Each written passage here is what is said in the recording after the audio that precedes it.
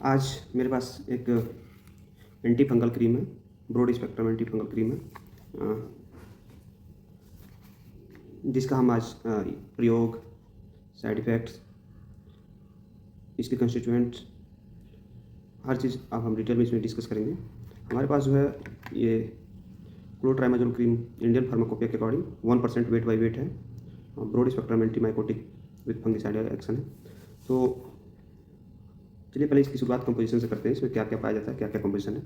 तो इसमें जो कंपोजिशन है वो प्रत्येक 1 ग्राम में, मतलब 1 ग्राम में क्या क्या है वो बताया गया है। क्लोट्राइमाजोल इंडियन फार्माकोपिया के अकॉर्डिंग 10 मिलीग्राम है, और प्रिजर्वेटिव के रूप में, मतलब जो प्रिजर्व करने के लिए, क्रीम को लॉन्ग टर्म लाइफ देने के लिए जो इसमें मटेरियल यूज़ किया गया है वो है बेंजील एल्कोहल, वो भी इंडियन फार्माकोपिया के अकॉर्डिंग है 1% है। ये क्रीम के भी फॉर्म में आता है और सॉल्यूशन के भी फॉर्म में आता है। जो सॉल्यूशन होता है अगर ज़्यादा डीप कट हो या क्रैक्स हो तो उसमें प्रयोग नहीं करना चाहिए, थोड़ा सा जलन ज़्यादा महसूस होने लगेगा। अब आते हैं हम इसको इंट्रोडक्शन से शुरू करते हैं। तो जो क्लोट्राइमाजोल क्रीम है 1%, ये बेसिकली फंगस इन्फेक्शन जितने भी प्रकार के होते हैं उनमें काम आता है। अब इसके जो 3 मेन जो बैक्टीरियाज हैं उन पे ये काम करता है, जो हैं फंगस है सॉरी, तो उन पे काम करता है। टीनिया कॉर्पोरेस है जो रिंगवॉर्म काज करता है, जिसको दाद बोलते हैं आप, फंगल स्किन, जिसमें क्या होता है कि रेड स्केली, मतलब कि ऐसे लाल लाल चकत्ते टाइप के हो जाते हैं। स्केली मतलब कि चमड़ा पपड़ी बनना हो जाता है। और एक होता है टेनिया क्रोरिस, जिसको जोक इच भी बोलते हैं, या fungal infection of skin foot बोलते हैं। जैसे कि आपके जो ग्रोइन एरियाज होते हैं, जो कमर के पीछे के और बटक्स हो गए, वहाँ पे कालेपन आ जाता है, या गर्दन पे कालापन आ जाता है, तो वहाँ पे भी ये बहुत अच्छा प्रयोग होता है। वो भी फंगल इन्फेक्शन के कारण ही होता है, जिसमें टीनिया क्रोरिस का प्रमुख रोल होता है, इंपॉर्टेंट रोल होता है, वही काज करता है। और नेक्स्ट जो है वो है टीनिया पेडिस। टीनिया पेडिस में क्या होता है, वो एथलीट्स फुट काज करता है।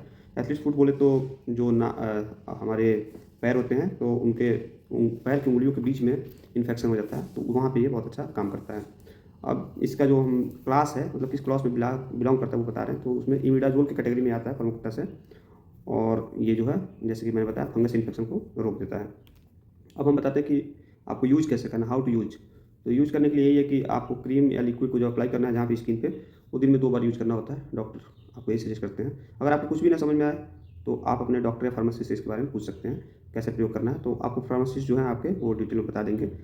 उसके बाद इसका जो अपने प्रयोग करते समय ये भी ध्यान रखना है कि अपने आँखों में नहीं जाना चाहिए।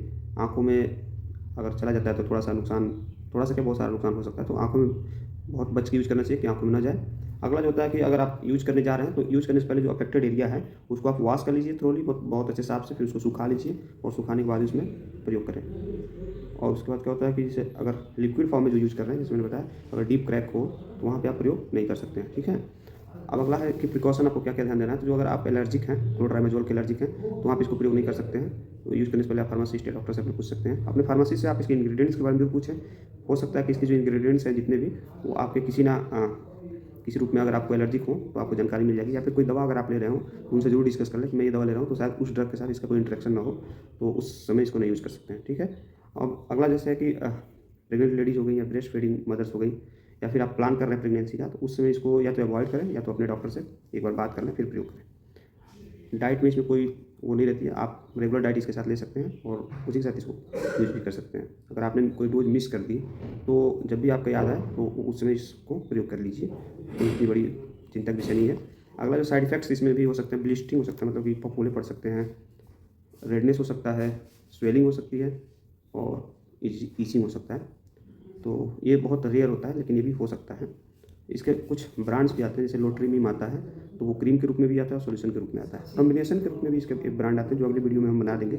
वो होता है लोट्रीशोन करके आता है, जिसमें क्लोट्राइमाजोल और बीटामिथासोन का मिक्सर आता है, तो उसके बारे में हम वीडियो बनाएंगे, उसका प्रयोग क्या है। उसमें बेसिकली स्टेरॉइड जो है कॉर्टिकोस्टेरॉइड होता है, तो उसके यूज़ से कॉम्बिनेशन से थोड़ा सा अच्छा इफेक्ट होता है। Thank you.